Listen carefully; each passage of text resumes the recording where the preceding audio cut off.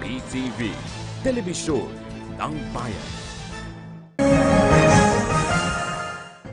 Magandang umaga bansang Pilipinas. Narito ang mga balita sa oras na ito. Paparating na sa bansa ang ika-4 na batch ng mga bagong fighter jets na binili ng bansa mula sa bansang South Korea. Ayon sa tagapagsalita ng Philippine Air Force na si Colonel Antonio Francisco, nakatakdang i-deliver sa Marso 29 ang 2 sa 6 na natitirang FA-50 fighter training aircraft sa Clark Air Base, Pampanga. Inaasahan na malaki ang maitutulong nito sa pagbibigay seguridad sa bansa bilang mga bagong air assets ng pamahalaan at tiyak na magpapalakas pa ng kapabilidad ng PAP para bantayan ang mga teritoryo ng Pilipinas. Mismong si Air Force Chief Lieutenant General Edgar Falorina ang tatanggap sa nasabing aircrafts na ihahatid ng mga piloto mula Korean Aerospace Industries.